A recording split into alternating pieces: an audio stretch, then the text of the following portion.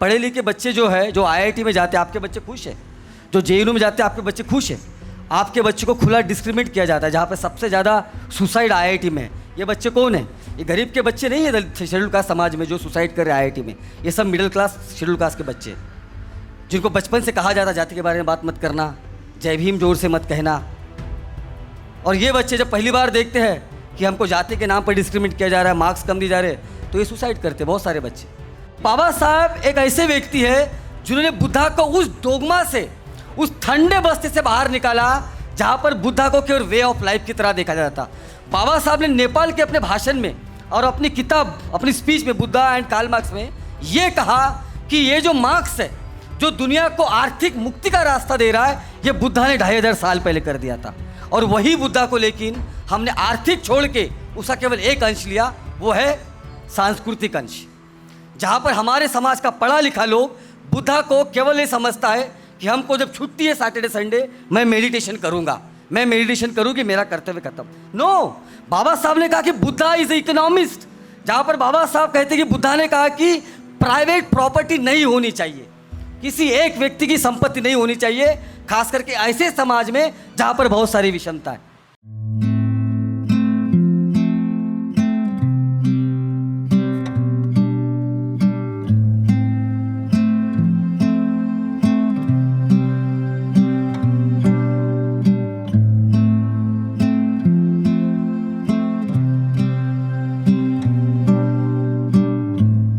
मेरा टॉपिक बाबा साहब और उनकी और जो समाज में विषमता है, और इसके ऊपर बाबा साहब ने क्या कहा और क्या लिखा और कैसे उसको समझा, उसके बारे में है। तो मैं उसको, क्योंकि अभी हाल फिलहाल में मैं जेएनयू में था, एक लेक्चर के लिए गया था, तो कैंपसेस में तो एक एकेडमिक लैंग्वेज और एक एकेडमिक तरीके से चीज़ों को समझा जाता है। तो और ये टॉपिक भी जो है ज़्यादातर एकेडमिकली समझा गया है। बाबा साहब का जो एक आर्थिक, जिसको हम मराठी में धोरण बोलेंगे या पॉलिसी, जो बाबा साहब का एक पर्सपेक्टिव है आर्थिक मुद्दों को लेकर, वो समाज में एक पॉपुलर लेवल पे कभी डिस्कस नहीं हुआ है। यानी जब हम बाबा साहब की बात करते हैं तो हम सामाजिक न्याय की बात करते हैं, रिजर्वेशन की बात करेंगे, जाति विषमता जो खास करके छुआछूत वाली विषमता है उसके बारे में हम जिक्र करते हैं। लेकिन जब बाबा साहब के आर्थिक धोरण की जब बात आती है, बाबा साहब की जब आर्थिक विचारों की बात आती है, तो ज़्यादातर किताबों में या एक यूनिवर्सिटी लेवल पर उसका डिस्कशन होता है।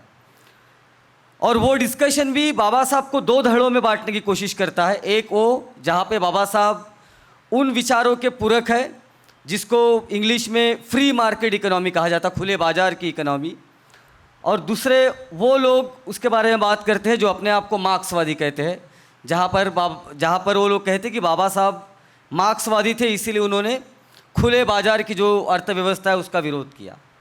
लेकिन जब बाबा साहब को बहुत नज़दीक से कोई हम जब पढ़ते हैं, और जो विद्वान बाबा साहब को आजकल पढ़ रहे हैं एक नए दृष्टिकोण से, तो ये बार बार कहने की कोशिश कर रहे हैं कि बाबा साहब इन दोनों विचारों को अगर नकार नहीं रहे हैं, लेकिन इन दोनों विचारों के बीच का जो एक मध्यम मार्ग है, और ख़ास करके भारत के परिप्रेक्ष्य में जहाँ पर जाति ना केवल एक सामाजिक संरचना है, लेकिन क्योंकि आर्थिक संरचना भी इस देश में जाति के आधार पर होती है, तो उसको ध्यान में रखते हुए बाबा साहब एक नए परिप्रेक्ष्य में और एक नई आर्थिक विचार शैली को निर्माण करने की बाबा साहब बात करते हैं। तो उसी विचार शैली को लेकर मैं कुछ चंद बातें आपके सामने रखूँगा, और ये कोशिश करूँगा कि जो एक, क्योंकि हम जब, जैसे मैंने बोला कि, और ये कोई समाज का दोष नहीं है, खास करके उस समाज का तो बिल्कुल भी दोष नहीं है जिनकी केवल एक पीढ़ी ही पढ़ी लिखी है। अगर आज़ादी के बाद का भी अगर इतिहास देखा जाए, 50 साल 60 साल अगर हम, या 70 साल भी अगर हम जोड़ ले, तो शेड्यूल कास्ट समाज के लोगों का जो पढ़ने का इतिहास है वो बहुत लंबा इतिहास नहीं है ना। क्योंकि हमें स्कूल में, जैसे हमको पता है कि हमको स्कूल में जाने नहीं दिया जाता था, छुआछूती, बहुत सारे अलग अलग मसले थे। तो हमारा पढ़ने लिखने का जो एक इतिहास है वो बहुत पुराना इतिहास नहीं है, और इसीलिए उस समाज को हम दोष नहीं दे सकते जो समाज हाल ही में पढ़ा लिखा है। हालांकि तारीफ़ करनी चाहिए कि एक ऐसे समाज की जिसको स्कूल में जाने की बंदी थी, जिसको पढ़ने की भी बंदी थी, अगर गलती से पढ़ भी ले तो उसको समाज से निकाला जाता था या उसके ऊपर अलग अलग प्रतिबंध लगाए जाते थे, उसको दंड, सो कॉल्ड दंड दिया जाता था।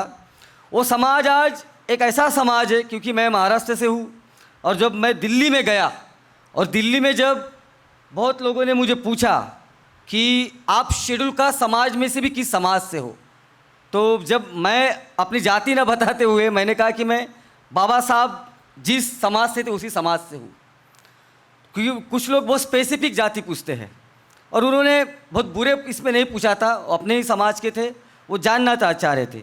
तो उन्होंने एक बहुत अच्छी बात कही कि मैं जब भी दिल्ली में या विदेशी दौरे पे भी जाता हूँ तो एक समाज के लोग, खास करके महाराष्ट्र के अम्बेडकराइट, मुझे हर जगह दिखते हैं जो बड़े पढ़े लिखे हैं, बड़े सुसंस्कृत है और इंटेलेक्चुअल है। तो मेरे ख्याल से वो समाज जिसको हाल ही में पढ़ने लिखने दिया गया, वो समाज आज इस देश के उन तबकों में गिना जाता है जो तबके सदियों से मोनोपलाइज करके बैठे हुए कि वही किताब पढ़ेंगे, वही स्कूल में जाएंगे। और वो लोग भी आज हमसे डरते हैं कि अगर इनके विचारवंत बहुत खुले रूप से लिखेंगे, बोलेंगे तो बहुत यानी डिस्कोर्स तैयार हो जाएगा। और इसीलिए बहुत बार हमारे लोगों के किताबों के ऊपर बंदी लाई जाती है सरकार के द्वारा और उन तबकों के द्वारा जिनको हम ब्राह्मणवादी कहते हैं। तो मैं उस समाज को दोष नहीं देना चाहूँगा जिन्होंने बाबा साहब को बहुत हाल ही में पढ़ा है या अपने खुद के जीवन में हाल ही में पढ़ना लिखना शुरू किया है। लेकिन जैसे बाबा साहब कहते हैं कि कोई भी समाज जो है उसमें एक इंटेलेक्चुअल वर्ग होता है जिसको क्रीमी लेयर कहते हैं। एक क्रीमी समाज होता है जो जिसके रोजी रोटी के मसले नहीं होते, जिसके रोज़ खाने पीने के मसले नहीं होते।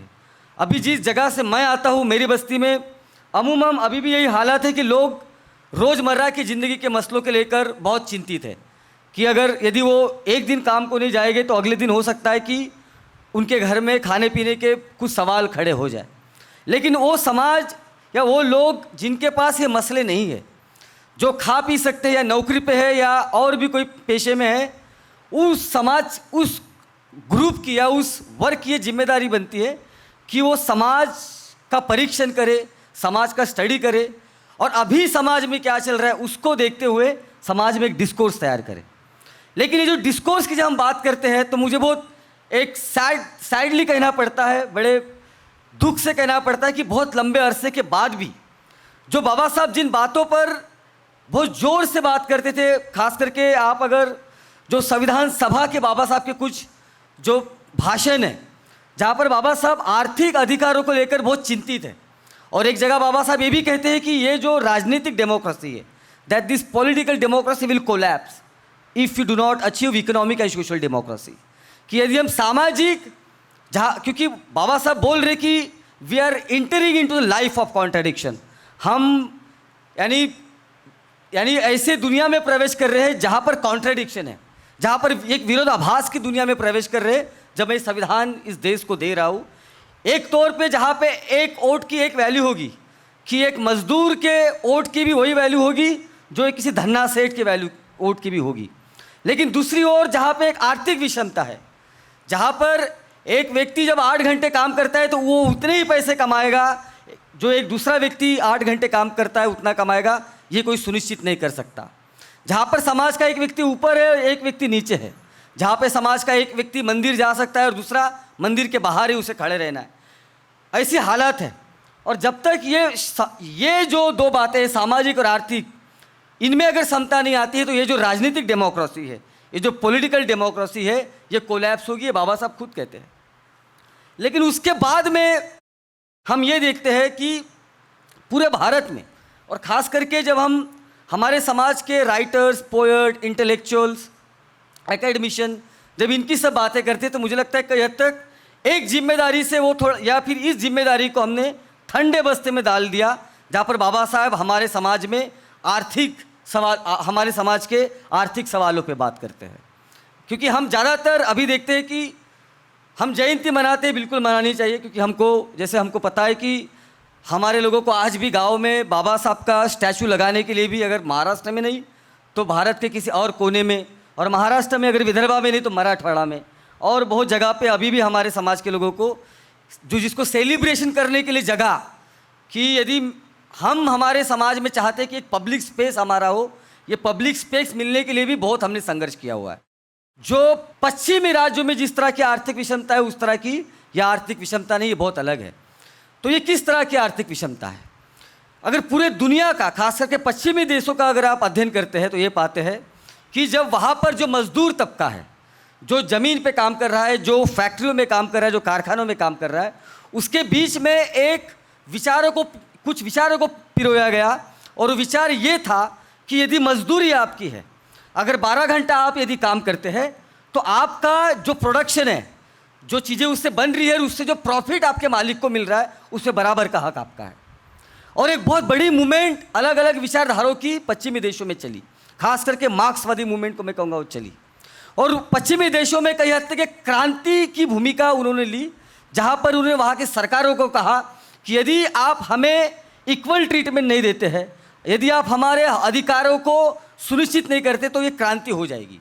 और इसीलिए मार्क्सवाद को रोकने के लिए बहुत सारे पश्चिमी देशों ने वेलफेयर पॉलिसी को अडॉप्ट किया, वेलफेयरिज्म को अडॉप्ट किया, जहाँ पर उन्होंने बोला कि ठीक है, आप क्रांति को दूर करना है तो आप एक काम कीजिए कि जो मजदूर तबका है, जो मेजोरिटी तबका है, और जो ओनर है, जो फैक्ट्री के मालिक है, जो अलग अलग लैंड जिनके पास ज़मीनें हैं, जो मालिक है, अगर उनको अपनी मालिकी जो मालिकाना उनका हक है वो सुनिश्चित रखना है और क्रांति भी नहीं होनी देनी है, तो एक काम करना है कि हम आपको आपके बेसिक राइट्स देंगे।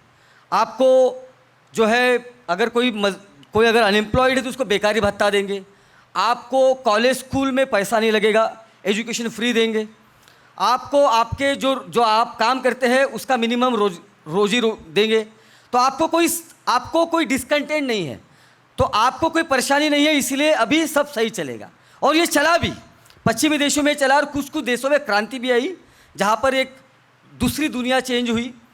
लेकिन भारत में ऐसा हो नहीं सका। उसका कारण एक है कि यहाँ पर मजदूर नाम, अगर हम किसी को मजदूर भी बोलते हैं, लेकिन वो मजदूर होने के बावजूद भी उसका सबसे बड़ा जो कॉन्शियसनेस उसके दिमाग में है वो है जाति का कॉन्शियसनेस, बराबर है। तो जब आप किसी को लेबर कहते हो, मजदूर कहते हो, तो उसका मतलब केवल ये नहीं है कि वो मजदूरी कर रहा है, उसका मतलब ये भी है कि उसमें एक अनुभव है।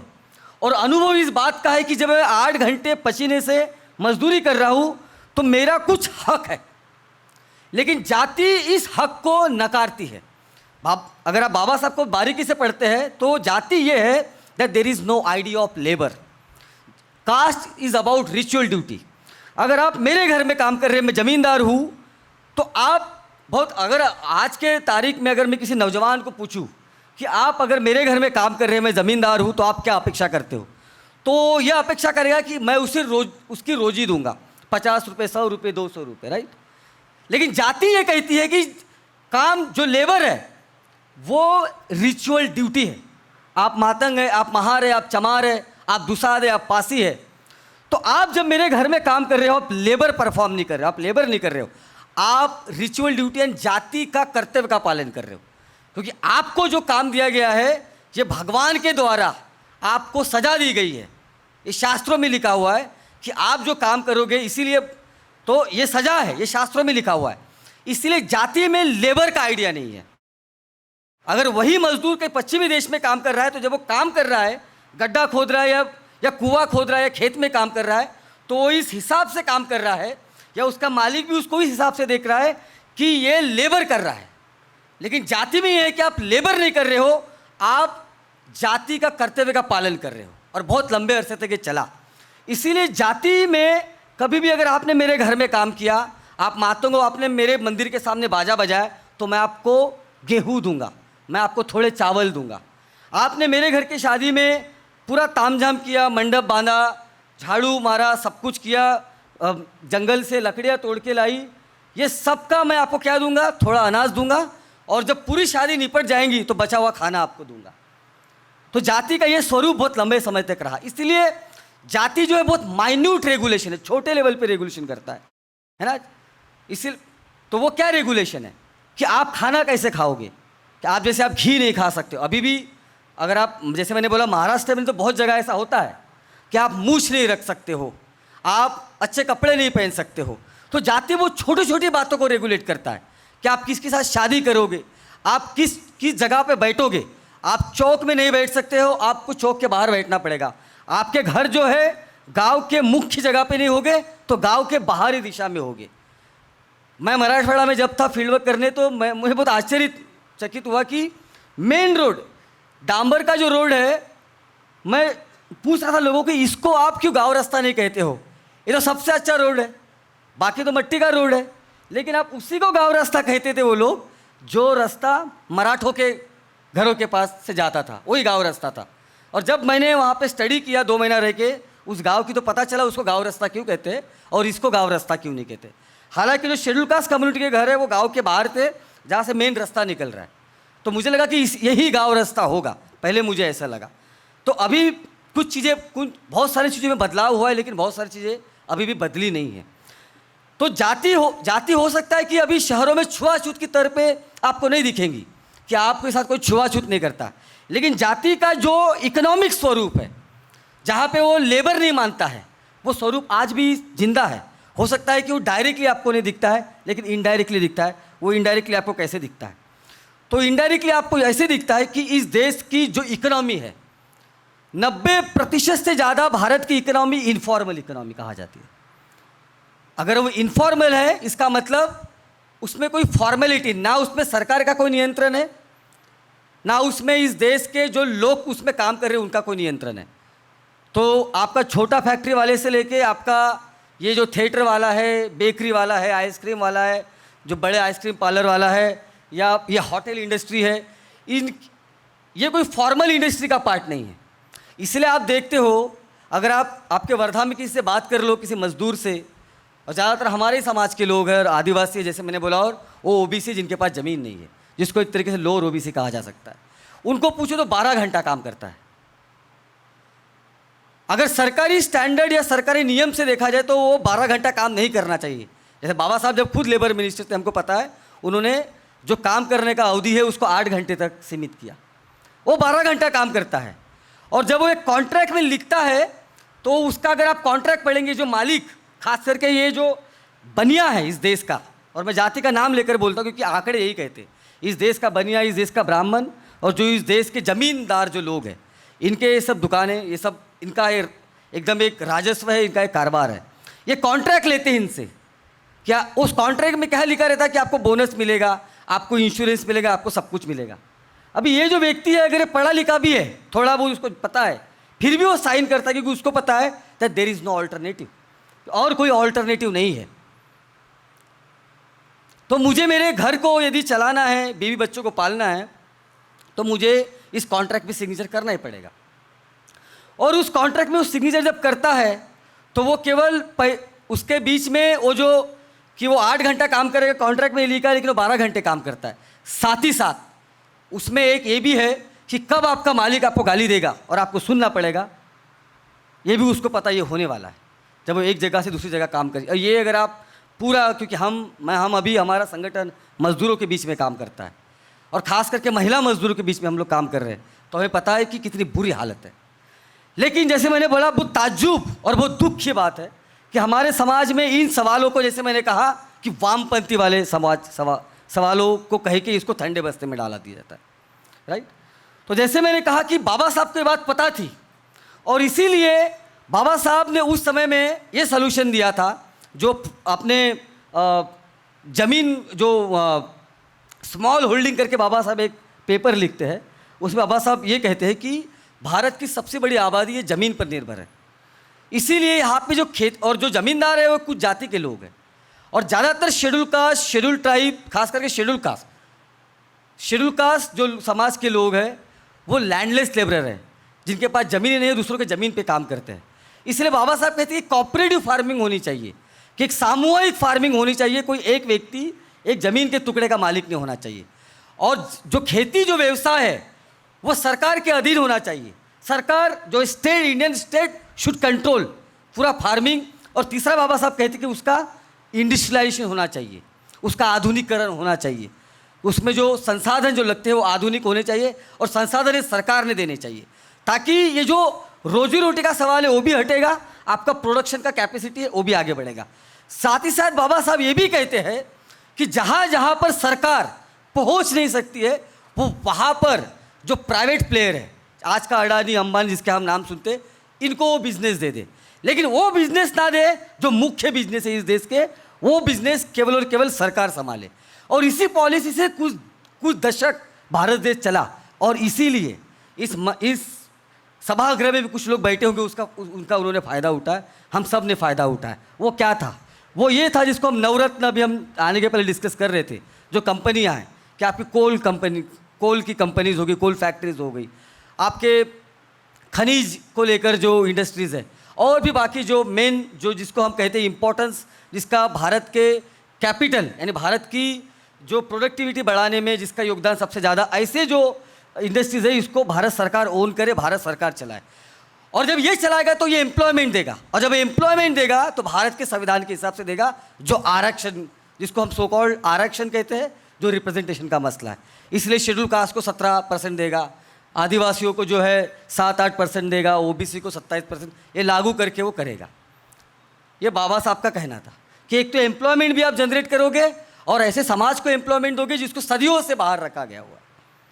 लेकिन आज के इस तारीख में हम देखते हैं कि भारत सरकार, जहाँ पर वो कहते हैं कि भारत के हम 80% लोग को फ्री अनाज दे रहे हैं, वही सरकार इन सारे इंडस्ट्रीज को बेच रहा है उन लोगों के हाथों में जो इस देश का बनिया है, जो इस देश का ब्राह्मण है, जो इस देश का तथाकथित जो है पहले से बलवान समाज के लोग हैं।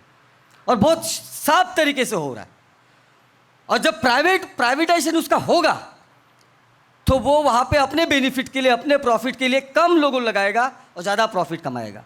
क्योंकि जो फ्री मार्केट का फार्मूला यही है कि कम लोगों में ज़्यादा बेनिफिट लाए, और उनके जो हक अधिकार सरकार देता है उस तरह के हक अधिकार नहीं देगा, वो कॉन्ट्रैक्ट के बेस पर देगा कि आप ये कॉन्ट्रैक्ट लिखिए, ये कॉन्ट्रैक्ट के हिसाब से काम करिए। इस कॉन्ट्रैक्ट से यदि आप हटते हैं, अगर आप अपने अधिकारों की बात करते हैं, यूनियन बनाते हैं, तो हम आपके ऊपर केस कर सकते हैं, आप नहीं, या आपको खुद कॉन्ट्रैक्ट में सिग्नेचर करना पड़ेगा। तो इस तरह की बहुत सारी बातें हैं। तो अभी जैसे मैं कह रहा हूँ कि आपकी देश की 90% से ज़्यादा इनफॉर्मल इकोनॉमी है, जिसमें खेती आती है, जिसमें छोटे मोटे व्यापार आते हैं। और इस इनफॉर्मल इकोनॉमी में जो काम करने वाला तबका इस देश का शेड्यूल कास्ट है, बड़ा तबका इस देश का शेड्यूल ट्राइब है, इस देश का लोअर ओबीसी है। और इसमें कोई नियम नहीं है। और जब इसमें कोई नियम नहीं है तो चीप लेबर है। यानी मैं आपको टेक्निकली आपने मेरे यहाँ 8 घंटा काम करना चाहिए, 12 घंटा काम कराऊंगा। जो आपका जो पेमेंट है, जो आपका मंथली तनख्वाह है, जो मैं आपको 1 महीने के लास्ट में देता हूँ, मैं 2 दिन में निकालता हूँ। आपके 2 दिन के लेबर से मैं आपके 1 महीने की तनख्वाह निकालता हूँ, और बाकी बचे 28 दिन वो मेरा प्रॉफिट जो आप मेरे लिए कमा के देते हो।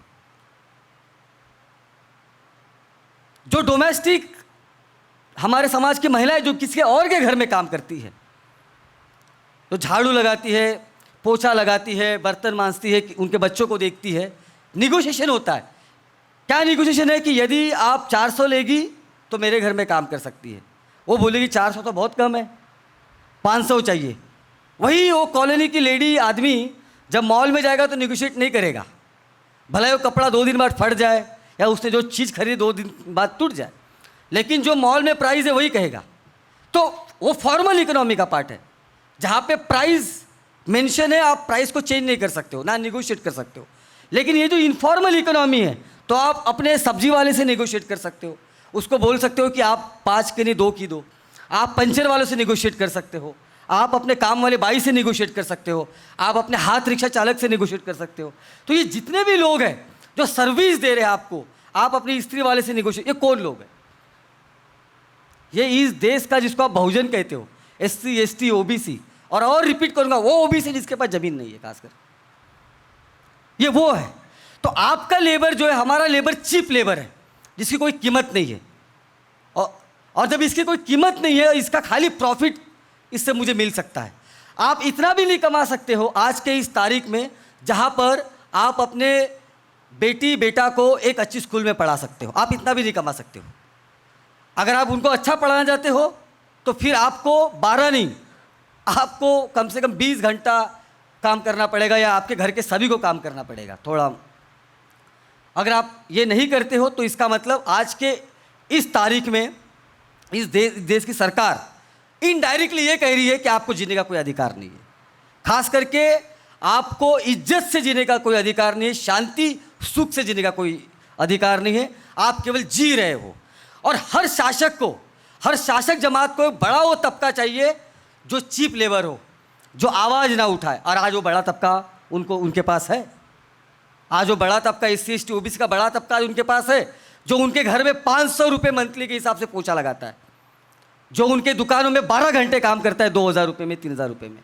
आज उनके पास वो बहुत बड़ा तबका है और आज वो एकदम आराम से बैठे हुए। लेकिन जब हमारे समाज में डिस्कोर्स की बात आती है तो हम समाज का डिस्कोर्स कहीं और बार बार लेके जाते हैं। जैसे मैंने बोला, बाबा साहब की जयंती मनाना बहुत ज़रूरी है, मनाना चाहिए। एजुकेशन के ऊपर बात करना बहुत ज़रूरी है, करना चाहिए। लेकिन उस चीज़ के बारे में बात करना चाहिए कि एक बड़ा तबका है आपका जो यूनिवर्सिटी के दरवाजे तक नहीं पहुंच पा रहा है, इसीलिए नहीं क्योंकि वो काबिल नहीं है, इसीलिए क्योंकि उसका बाप हाथ से रिक्शा खींचता है, इसीलिए क्योंकि उसकी माँ किसी घर में काम करती है 500 रुपये रोज से, और उतना नहीं कमा पाती है कि वो किसी इंग्लिश मीडियम स्कूल में अपने बच्चों को पढ़ा पाए। मेरे पास बहुत लोग आते हैं हमारे समाज से, कहते आप JNU गए, आप टीवी पर आते न्यूज़ में, हमारे बच्चों को कुछ बताइए। खास करके वो माँ बाप आते हैं जो ऑलरेडी पढ़े लिखे अपने बच्चों को पढ़ाना चाहते हैं। वो लोग नहीं आते जो बहुत गरीब है, और मैं उनको दोष नहीं देता हूँ क्योंकि उनको पता है कि हमारा सवाल ही पेट पानी का है। तो मैं मेरे बच्चे को, उसके पास वो सवाल नहीं आता है, अब मैं उसको दोष नहीं दे सकता। अब मेरी ये जिम्मेदारी बनती है कि मैं समाज में सबसे पहले उन विचारों को हम जैसे पढ़े लिखे लोग एक साथ मिलकर सोचे कि कितना ज़रूरी है कि एक बड़ा तबका आपका। और आपको क्या लग रहा है, पढ़े लिखे बच्चे जो है, जो IIT में जाते हैं आपके बच्चे खुश हैं, जो JNU में जाते हैं आपके बच्चे खुश हैं। आपके बच्चे को खुला डिस्क्रिमिनेट किया जाता है, जहाँ पर सबसे ज़्यादा सुसाइड IIT में। ये बच्चे कौन है? ये गरीब के बच्चे नहीं है शेड्यूल कास्ट समाज में जो सुसाइड कर रहे IIT में। ये सब मिडिल क्लास शेड्यूल कास्ट के बच्चे, जिनको बचपन से कहा जाता जाति के बारे में बात मत करना, जय भीम जोर से मत कहना। और ये बच्चे जब पहली बार देखते हैं कि हमको जाति के नाम पर डिस्क्रिमिनेट किया जा रहा है, मार्क्स कम दिए जा रहे हैं, तो ये सुसाइड करते बहुत सारे बच्चे। मैंने कहा गरीब बच्चे सुसाइड नहीं करते, लेकिन उसके कुछ अलग कारण हो सकते, समझ नहीं पाते हमारे साथ हो क्या रहा है, और उसी कारण सुसाइड कर लेते। खैर, इसलिए मैं कह रहा हूँ कि हमारे समाज के पढ़े लिखों की जिम्मेदारी है अभी कि आज की इस हालातों को देखते हुए कि क्योंकि हमारी जो पहली पीढ़ी है वो तो आरक्षण के कारण, और आरक्षण कोई हमको पता है कोई दिया गया नहीं है, ये तो अधिकार है कि हमारे पास मेरिट है। आप भला ही उसको नहीं मानो, हमको पता है कि इस देश में किसके पास मेरिट है, किसके पास मेरिट नहीं है, उस डिबेट में हमें जाना भी नहीं है। लेकिन आपको मुझे उस सरकारी पॉलिसी की वजह से कॉलेज मिला, यूनिवर्सिटी मिली, नौकरी मिली, लेकिन जब आज वो सरकारी कंपनी, सरकारी स्कूल, सरकारी कॉलेज बंद हो रहा है, ख़त्म हो रहा है, तो आप मुझे बताइए, आपको लग रहा है कि आपके बच्चे प्राइवेट सेक्टर में अच्छी नौकरी पाके निकल जाएंगे? ऐसा नहीं हो रहा है। अभी की स्टडी ये कह रही है कि जो कॉरपोरेट सेक्टर है, जो छोटा सा सेक्टर है, उसमें भी जब शेड्यूल कास्ट के बच्चे अप्लाई करते हैं तो वहाँ पे उनकी जाति ढूंढी जाती है। और ये मैं नहीं, ये थोड़ा सर का खुद का स्टडी है, और उनकी जाति ढूंढ के उनको निकाला जाता है। और गलती से कभी आ गया तो अभी बेंगलोर में एक लड़के ने, जो बड़े कॉर्पोरेट सेक्टर में काम करता था, well speaking schedule caste person, अच्छे घर में रहने वाला, वो सुसाइड किया क्योंकि उसको वहाँ पे रोज़ रोज़ किसी ना किसी तरीके से, जब उसको पता है कि मेरी काबिलियत है, मैं सबसे ज़्यादा मेहनत करता हूँ, प्रमोशन नहीं मिलता है, उसके साथ डिस्क्रिमिनेट होता है, तो उसको कोई चारा नहीं दिखता, सुसाइड कर लेता है। ऐसे सुसाइड्स आज हो रहे हैं। अभी तो एंट्री भी नहीं दे रहे आपको, वो अपने लड़के लड़कियों को एडमिशन दे रहे हैं। मेरे काफ़ी दोस्त हैं जो IIM से पढ़े हुए, IIM अहमदाबाद से, वो मुझे बताते हैं कॉर्पोरेट सेक्टर में किस तरह से जाति का डिस्क्रिमिनेशन चलता है। तो आपको यदि ये लग रहा होगा कि हम इस छोर को छोड़ के इस छोर में कहीं भाग के छुप के अपनी ज़िंदगी काट लेंगे, ऐसा नहीं होने वाला है। वो जाति हमारे सामने बार बार खड़ी करेंगे, हो सकता है खुले रूप से नहीं, लेकिन एक इनडायरेक्ट तरीके से, एक छुपे हुए स्वरूप से। और इसीलिए इन मसलों के ऊपर, इन सवालों के ऊपर बात करना, चर्चा करना बहुत ज़रूरी है। काम हम बाद में करेंगे, इसका मैकेनिज्म क्या होना चाहिए वो सेकंड स्टेप है। पहला स्टेप बहुत ज़रूरी है कि समाज के पढ़े लिखे तबके के अंदर इसके बारे में चर्चा हो। केवल समाज का पढ़ा लिखा तबका एक पंडित बन के ना रहे जो ये कहे कि ये झोपड़पट्टी के लोग दारू पी के बाबा साहब की जयंती मना रहे हैं। मैं तो कहता हूँ बच्चा है, मना रहे, दारू पी के तो मना रहे, उनको नहीं मिल रहा था। उसने हमारे लोगों के पढ़े लिखे लोग हैं, उनको झांकना चाहिए कि समाज में जो असली मसले उसके ऊपर हम क्या बोल रहे हैं, कि हम केवल पंडिताई कर रहे हैं कि इसने ये करना चाहिए, बाबा साहब ने वॉल्यूम में ये 22वें वॉल्यूम में ये लिखा हुआ था, उसको रट दो। दिस इज़ नॉट, ये इस तरीके से काम नहीं होता। इवन बाबा साहब अपने बहुत सारे राइटिंग्स में, बहुत सारे भाषणों में एक जगह कहीं और एक चीज़ बोल रहे, दूसरी जगह कोई दूसरी चीज़ बोल रहे। वो इसीलिए नहीं कि वो कमिटेड नहीं अपने थॉट के साथ, वो इसीलिए क्योंकि जो स्थिति उनके सामने, जो कंडीशन उनके सामने, उसको देकर वो अपने मतों में परिवर्तन कर रहे और एक सोल्यूशन ढूंढ रहे। वही सोल्यूशन हमें ढूंढना चाहिए। एक ऐसा वक्त था जहाँ पर हमें सरकारी नौकरियाँ मिलती थी। बहुत सारे लोग हो गए, खासकर बुजुर्ग जो यहाँ पे बैठे हैं, इनको पता होगा, बहुत सारे लोग सरकारी स्कूल में पढ़े थे, म्यूनसिपल कॉर्पोरेशन स्कूल में पढ़े होंगे। मैं खुद मेरे बस्ती के एक म्यूनसिपल कॉर्पोरेशन स्कूल में पढ़ा, जहाँ पे हमारी एक टीचर बड़ी मेहरबान थी, बड़ी प्यारी लेडी थी, जिसको पता था ये गरीब के बच्चे हैं, इनको तो खाना भी ढंग से नहीं मिलता है, तो जो दूध मिलता था फ्लेवर्ड मिल्क, वो हमको एक देना पैकेट देना होता था, वो ज़्यादा हमको 2-2 पैकेट दे देती थी, ताकि ये बच्चों को और पेट इनका भरे। ऐसे जो कभी कभी लकी ड्रॉ जैसा सिस्टम बन गया कि कोई अच्छा व्यक्ति मिल गया तो आपकी ज़िंदगी बन गई। तो पहले ये जो छोटे छोटे स्कूल्स थे, जिसमें हमारे पहली पीढ़ी पढ़ी, कोई आईएएस बना, इंजीनियर बना, कोई क्लर्क बना, डॉक्टर बना। अभी ये जो सरकारी स्कूल है तो बंद हो गया ऑलमोस्ट, जहाँ पर आपके गरीब के बच्चे पढ़ रहे, जहाँ पे किसी मजदूर के बच्चे पढ़ रहे। तो जब ये सरकारी स्कूल बंद हो रहे, प्राइवेट स्कूल आ रहे हैं, ये प्राइवेट स्कूल में कौन पढ़ेगा? यहाँ पर फीस है। तो हमारा एजुकेशन के ऊपर कुछ, एजुकेशन हमारा क्या है? माझ्या मुलाले सांग बरं US में कहे जायचं है, अरे गुड फाइन, लेकिन वो बगल का जो झोपड़पट्टी का बच्चा है वो तो सरकारी स्कूल में जाता है और जब वापस आता है तो उसको कुछ नहीं पता है। ये उसकी गलती नहीं है, क्योंकि सरकारी स्कूल में ना टीचर है, और जो टीचर सरकारी स्कूल में है उसको पढ़ाई के अलावा और भी बहुत कुछ काम दे दिए गए। तो ये पूरा सिस्टम हमारे खिलाफ इन्होंने खड़ा करके रखा हुआ है। और आज भी हम बहुत छोटी छोटी बातों में उलझे रहते कि दलित शब्द का इस्तेमाल करना चाहिए कि नहीं करना चाहिए, कि हमने नमो बुद्धाय बोलना चाहिए कि नहीं बोलना चाहिए। बिल्कुल ये कुछ मसले हैं जिसको सॉल्व करना चाहिए, बट मैं ये कहने की कोशिश कर रहा हूँ कि बड़ा आपका एक तबका है जो रोजी रोटी के लिए संघर्ष कर रहा है, जो अपने इज्जत के लिए संघर्ष कर रहा है। जब कोई आपके समाज की लेडी किसी के घर में काम को जाती है तो आप सोच नहीं सकते, जो डेटा ये रिपोर्ट है कहता है कि उनके साथ जो अत्याचार होता है, जो कभी बैठ के उनके साथ बात कीजिए कि उनके साथ क्या क्या होता है, और केवल अपने बच्चों के पेट के लिए, अपने पेट के लिए वो अपनी ज़िंदगी पूरी कैसे निकाल देती है, ये कभी पूछिए उनको बैठ के। तो जब इतने सारे मसले आपके सामने खड़े हुए हैं तो हमें दोबारा से वो मिशन लाना पड़ेगा जिसको हम ऑटोनॉमस मिशन बोलते हैं, जहाँ पर अगर सरकार हमारे साथ नहीं है तो हम अपनी संस्थाएं बनाएं। खास करके हमारे स्कूलें तो बनाएं हम। समाज का पढ़ा लिखा तबका उस वक्त में, और विदर्भा का ये इतिहास है कि बाबा साहब के आने के पहले यहाँ पर हमारे समाज के लोगों ने अपनी स्कूलें बनाई। अपनी बंसोड़ी जी का आपने नाम सुना होगा, चंद्रपुर के खंडारे जी का नाम है, बहुत जायबाई चौधरी का नाम सुना होगा। इन लोगों ने अपने पैसों से, अपने मेहनत के पैसों से, समाज के पैसों से शेड्यूल कास्ट समाज के लिए, जिन्हें हम शेड्यूल कास्ट कहते हैं, पहले अछूत कहते थे, वो खुला लिखा हुआ था कि अछूत महिलाओं के लिए नाइट स्कूल, चोखा मेड़ा हॉस्टल, ये हमको बनाना पड़ेगा दोबारा से बाबा साहब के नाम पे, सावित्रीबाई के नाम से, जहाँ पर हमारे बच्चे फ्री में पढ़े, जिनको फ्री में अच्छा एजुकेशन मिले। समाज का काम तब होगा। समाज का जो कैपिटल है, जो पैसा है, मैं नहीं कहता हूँ ऐसे कार्यक्रम नहीं होना चाहिए, लेकिन अभी ये बारी आई है कि हमारे पास कम रिसोर्सेस है। इन कम रिसोर्सेस में समाज का बड़ा जो तबका जो गरीब है उसका भला होना है, तो हमें खुद के कॉलेजेस, हमारे खुद के लेबर यूनियन होना बहुत ज़रूरी है। क्योंकि आप ये नहीं कह सकते हो कि पढ़ लिख के आगे बढ़ जाएगा। अभी पढ़ लिख के भी कोई आगे नहीं बढ़ रहा है। सबसे ज़्यादा अनएम्प्लॉयमेंट, ये मैं नहीं कर रहा हूँ, ये ILO की रिपोर्ट कहती है, सबसे बड़ा अनएम्प्लॉयमेंट इस देश के अंदर निचली जाति के तबके में और पढ़े लिखे तबके में, जो अच्छी जगह से पढ़ा है। शेड्यूल कास्ट तबके में सबसे बड़ा अनएम्प्लॉयमेंट है। उसका कारण ये नहीं उसमें काबिलियत नहीं है, उसका कारण ये है कि जो बड़े तबके वाले लोग हैं वो आपके बच्चों को अंदर नहीं आने देते, और गलती से अंदर आएगा, जैसे मैंने कहा, तो उसको प्रताड़ित करेंगे। तो बहुत सारी समस्या है, और इसीलिए मैं, मेरे जैसे दोस्त जो दूर दराज से, जिनके माँ बाप के मजदूरी करते हैं, जब JNU में मुझ जैसे और दिल्ली में जो पढ़ने वाले लोग थे, भारत के अलग अलग राज्य के लोग, हमने ये सोचा कि अभी आज के इस हालात को देखते हुए हम सभी शेड्यूल कास्ट समाज से आते हैं, और हमारे समाज का हम पर बहुत बड़ी मेहरबानी हमारे समाज के उन बुजुर्गों की जिन्होंने अपनी पूरी ज़िंदगी मूवमेंट के लिए दे दी, अपना घर त्याग कर दिया। हाँ, उन महिलाओं की जिन्होंने एक पीठ पे बच्चा और दूसरे हाथ में नीला झंडा पकड़ के मूवमेंट किया। उन अनपढ़ शेड्यूल कास्ट की भी, जिसको ये नहीं पता था पढ़ा कैसे जाए, लेकिन रिडल्स इन हिंदुज़म के लिए वहाँ पर बॉम्बे में पुलिस वालों के डंडे खा रहा था।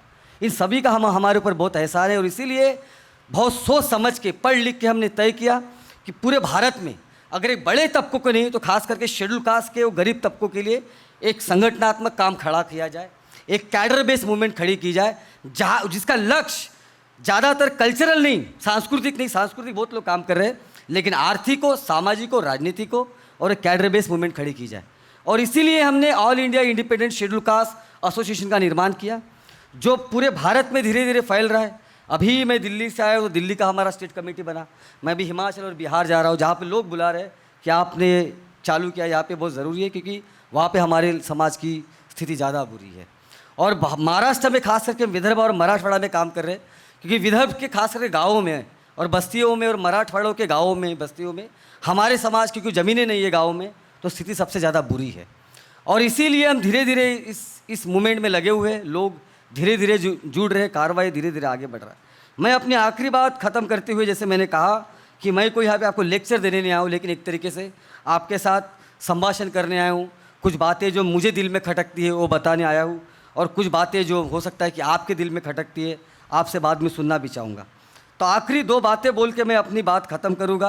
पहली बात तो ये कि जब हम कहते हैं बार बार कि हमारे बहुत बार आता है कि ये भी मूवमेंट है, वो भी मूवमेंट है, इस तरह की भी मूवमेंट है, कोई मूल निवासी की बात कर रहा है, कोई बहुजन की बात कर रहा है। हमने ये माना है कि बिल्कुल जो समाज में काम कर रहे हैं उन सब की बहुत इज्जत है, उन सब का बहुत रिस्पेक्ट है, चाहे वो बड़ा काम करे, कोई छोटा काम करे, कोई छोटा नेता हो, कोई बड़ा नेता हो। लेकिन मुझे ये लगता है कि समाज में हमने कुछ एग्जाम्पल तो सीखना चाहिए। अभी मैं उनका बहुत धन्यवाद देता हूँ जिन्होंने बहुत सुंदर तरीके से गीत गाया। मुझे इन्होंने जो गीत गाया, तो मुझे दिल्ली में एक चर्च में मैं गया था, शेड्यूल कास्ट लोगों का चर्च है, वो शेड्यूल कास्ट है लेकिन क्रिश्चियन है। और बहुत अभी जो मैं उनके बारे में जब बात करने लगा, उनसे जब बात किया, तो उन्होंने कहा कि पिछले 40-50 साल में हमारी आर्थिक प्रगति भी हुई है। तो मैंने जानने की कोशिश की कि आर्थिक प्रगति क्यों हुई है। धर्म के कारण हुई है, क्योंकि गॉड ने डायरेक्ट आपके झोले में कुछ डाला है, जीसस क्राइस्ट ने, या किस तरह से हुई है। तो उन्होंने मुझे कहा कि देखिए कि पहले ये होता था कि अगर मेरी तबीयत खराब है तो मैं अकेले जूझ रहा हूँ, लेकिन अभी संडे को जब चर्च होता है तो हम फादर को बताते हैं कि हमारी समस्या है।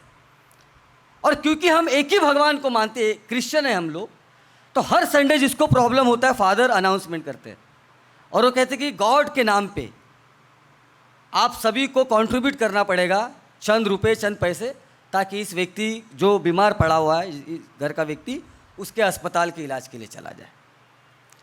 तो एक तरीके से हमको भी कलेक्टिव फील होता है, जो हम बिखरे थे, एज ए क्रिश्चियन बोल के हम सब साथ में आते हैं। और उन्होंने कहा ऐसे भी क्रिश्चियन है जो हमारे समाज के नहीं है, जो हो सकता है शेड्यूल कास्ट नहीं, लेकिन वो भी देते हैं, क्योंकि हम एक ही भगवान को मानने वाले लोग हैं। तो एक चीज़ मैं ये नहीं कहूँगा कि हम कोई भगवान को चेंज कर रहे हैं या बुद्धा की जगह हम प्रभु यीशु को यानी मानने वाले हैं, लेकिन मुझे एक बात बहुत अच्छी लगी कि कितना ज़रूरी है ये इंस्टीट्यूशन। इसीलिए बुद्ध विहारा जो है वो कितना ज़रूरी है हमारे लिए। और वो बुद्ध विहारा एक अंकल और एक आंटी के बीच में फाइट वाला बुद्ध विहारा जो दिखता है हमेशा कि ये मेरा प्रॉपर्टी है और कहता है मेरा प्रॉपर्टी है। ये जो बुद्ध विहार पब्लिक प्लेसेस है, ये इंस्टीट्यूशंस है, इन इंस्टीट्यूशन का चर्च की तरह इस्तेमाल होना हमको उनसे सीखना चाहिए। भला ही धार्मिक तौर पे नहीं, लेकिन सामाजिक तौर पे कि ये इंस्टीट्यूशन कितना ज़रूरी है, जहाँ पर समाज के व्यक्ति, वो संडे के दिन होते हैं क्योंकि संडे के दिन छुट्टी होती है, हमको भी अमूमन संडे के दिन ही छुट्टी होती है, लेकिन संडे के दिन हम बुद्ध विहार में केवल महिलाओं को देखते हैं। और मैं ये भी अपेक्षा नहीं करता हूँ, जैसे लोग बोलते हैं ना, अरे बुद्धवना बोलते हैं लेकिन कोई इसका अर्थ मतलब नहीं पता, मुझे वो डिबेट में भी नहीं जाना है, नहीं पता अच्छा है, एटलीस्ट तो बुद्ध विहार तो आते हैं, हो सकता है 2 दशकों बाद पता चलेगा, क्योंकि वो जो लेडी बुद्ध विहार में आ रही है उसको नहीं मिला इतना मौका कि वो आपकी तरह मेरी तरह लाइब्रेरी में बैठ के, जिसको 40,000 रुपये स्कॉलरशिप मिल रही है, मुझे कोई टेंशन में पढ़ रहा हूँ तो मैं 1000 किताबें पढ़ सकता हूँ, 1000 मतलब जान सकता हूँ, तो वो पढ़ेगी, जब उसका बच्चा पढ़ेगा उसका बच्चा बताएगा उसको बाद में। लेकिन मेरा कहने का मतलब ये है कि ऐसे समाज में जहाँ पर इस तरह के इंस्टीट्यूशन नहीं है, तो इस बुद्ध विहार की बहुत इंपॉर्टेंट है, जहाँ पर संडे के संडे हमारे समाज के लोग इकट्ठा हो, बूढ़े जवान जैसे वो लोग होते हैं, छोटे से लेके बड़े तक सब इकट्ठा होके, वो एटलीस्ट इस बात का उनको पता चलता है कि मेरे समाज के, मेरे क्रिश्चियन भाई का, बहन का किसी की बुरी हालत है और मुझे इसको सपोर्ट करना चाहिए। इस तरीके से हमारे समाज में ये नहीं हुआ, मैं देखता हूँ। लोग कहते हैं कि बाबा साहब को गॉड मत बनाओ, बुद्धा को, मैं तो कहता हूँ बहुत ज़रूरी है उनको गॉड बनाना, और गॉड क्लासिकल सेंस में नहीं, एक धार्मिक तौर पे नहीं। लेकिन जब तक, खास करके गरीब तबके के पास क्या है, एक जो दिन भर 12 घंटे काम करके आता है, उससे आप ये कह रहे हो कि साइंटिफिक बनो, साइंस में बिलीव करो, वो नहीं करना चाहता है। वो इतना थका हुआ है कि उसको ज़िंदगी में होप चाहिए कि मैं ऐसी हालतों से बाहर निकल सकता हूँ। और जब तक उसको आप बाबा साहब एक तरीके से, अगर भगवान नहीं, लेकिन भगवान जैसे तरीके से नहीं मिलेंगे, जब तक उनको बुद्ध भगवान नहीं, लेकिन भगवान जैसे नहीं मिलेंगे, तब तक वो आपको स्वीकार नहीं करेगा, तब तक वो बुद्धिज़्म को नहीं मानेगा। आपको लगता है वो बैठ के आपके व्हाट इज़ जीरो स्टेज और व्हाट इज़ निर्वाणा, इसके ऊपर डिबेट करेगा? वो नहीं करेगा। इसीलिए बुद्धिज़्म को केवल सो कॉल्ड बुद्धिमान का रिलीजन नहीं बनाना है। Buddhism should be the religion of masses, Baba Saheb कहते। बाबा साहब धर्म शब्द का भी इस्तेमाल करते बाय द वे अपने पूरे राइटिंग्स में, और ऐसे व्यक्ति का पुरजोर सपोर्ट करते हैं, ऐसे सोशलॉजिस्ट का, जो ये कहता है कि धर्म कितना ज़रूरी है समाज में। केवल वो विचार नहीं जहाँ पर दो इंटेलेक्चुअल बैठ के ये डिस्कस करे कि शून्यवाद क्या है और विपස්සना के द्वारा हम उस शून्यवाद को कैसे प्राप्त कर सकते हैं। ये चंद लोग समाज के आपके कर सकते हैं जिनके पेट भरे हैं। अगर बाबा साहब ने कहा कि बुद्धिज़्म, और बाबा साहब कहते हैं, मैं इस सवाल को क्यों ये कह रहा हूँ, क्योंकि बाबा साहब एक ऐसे व्यक्ति है जिन्होंने बुद्धा को उस डोगमा से, उस ठंडे बस्ते से बाहर निकाला जहाँ पर बुद्धा को केवल वे ऑफ लाइफ की तरह देखा जाता। बाबा साहब ने नेपाल के अपने भाषण में और अपनी किताब, अपनी स्पीच में, बुद्धा एंड कार्ल मार्क्स में ये कहा कि ये जो मार्क्स है, जो दुनिया को आर्थिक मुक्ति का रास्ता दे रहा है, ये बुद्धा ने 2500 साल पहले कर दिया था। और वही बुद्धा को लेकिन हमने आर्थिक छोड़ के उसका केवल एक अंश लिया, वो है सांस्कृतिक अंश, जहाँ पर हमारे समाज का पढ़ा लिखा लोग बुद्धा को केवल ये समझता है कि हमको जब छुट्टी है सैटरडे संडे, मैं मेडिटेशन करूँगा, मैं मेडिटेशन करूँगी, मेरा कर्तव्य खत्म। नो, बाबा साहब ने कहा कि बुद्धा इज इकोनॉमिस्ट, जहाँ पर बाबा साहब कहते हैं कि बुद्धा ने कहा कि प्राइवेट प्रॉपर्टी नहीं होनी चाहिए, किसी एक व्यक्ति की संपत्ति नहीं होनी चाहिए, खास करके ऐसे समाज में जहाँ पर बहुत सारी विषमता है। और हम उसका यदि विरोध नहीं करते हैं, जो बुद्धा ने कहा बाबा साहब कह रहे हैं, हम उसका विरोध नहीं करते हैं, तो हमें कोई हक नहीं है अडानी अंबानी का विरोध करने का। हमें कोई हक नहीं है इस देश के 5% लोगों का विरोध करने का, जो इस देश की 50% से ज़्यादा संपत्ति के मालिक है, और इस देश की 80% से ज़्यादा जो लोक संख्या है, वो उनका जो पूरा कुल मिला के वो जो संपत्ति है, वो इस देश के 5-6%, 5 भी बोल रहा हूँ, 2 या 3% लोग पूरे देश का 60-70% संपत्ति को ओन करते हैं। क्या हमें हक है फिर वो बोलने का?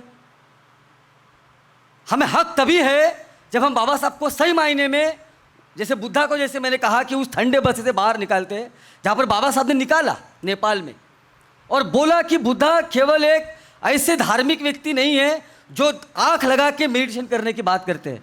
बुद्धा वो व्यक्ति है, वो इकोनॉमिस्ट है, जो दुनिया में बदलाव की बात करते हैं। और जब वो बदलाव की बात करते हैं, बाबा साहब उसमें एक और लाइन ऐड करते हैं। लोग कहते हैं, बाबा साहब कहते हैं, लोग कहते हैं कि बुद्धिज़्म का मतलब केवल और केवल अहिंसावाद, अहिंसा है, बहुत शांति से बात करने वाले लोग हैं, बहुत ही सभ्य लोग हैं, इस तरीके के लोग हैं। ये लोग मैं ज़्यादातर नहीं देखता हूँ, क्योंकि रोज़ जब 48 डिग्री और 50 डिग्री में सेल्सियस में आजकल जो मजदूर तपता है ना, तो वो कोई आराम से बात करने की हालत में नहीं है आपसे। वो भले दब जाएगा आपसे, लेकिन उसको मौका मिलेगा ना तो कोई आराम से आपसे बात नहीं करेगा। और ये समाज का बड़ा तबका है। तो इसीलिए बाबा साहब कहते हैं कि बुद्धा की जब बात आती है तो आप ये कहते हो कि बुद्धा ने अहिंसा की बात करी, आप बहुत बार बार कहते हो, पूरी दुनिया कहता है, पश्चिम कहता है, बाकी बुद्धिस्ट कंट्री कहती है, लेकिन बाबा साहब उसमें सुधार करके ये बोलते हैं कि बुद्धा ने ये कहा कि फोर्स, शक्ति बहुत ज़रूरी है, शक्ति का प्रयोग होना बहुत ज़रूरी है। शक्ति का मतलब ये नहीं कहना है कि आपको वायलेंस करना है, लेकिन शक्ति का मतलब ये ज़रूरी है कि अगर आप पर अत्याचार हो रहा है तो आपके फोर्स का इस्तेमाल करना। इसीलिए समता सैनिक दल का जब क्रिटिसिज्म हुआ अपर कास्ट के द्वारा, तो बाबा साहब कहते हैं कि मैं अहिंसा को मानता हूँ, लेकिन बुज़दिली का सपोर्टर नहीं हूँ, कि अगर मेरे समाज के ऊपर कोई अत्याचार करेगा तो मैं उसे ये नहीं कहूँगा तो अपना दूसरा गाल भी आगे कर या अपने हाथ पीछे कर दे, उसको अपनी सुरक्षा करने का पूरा अधिकार है। और इसीलिए समाज में एक ऐसा दल होना बहुत ज़रूरी है जो समाज को सुरक्षा दे, ना केवल एक नेता को, समाज के सामने खड़ा हो।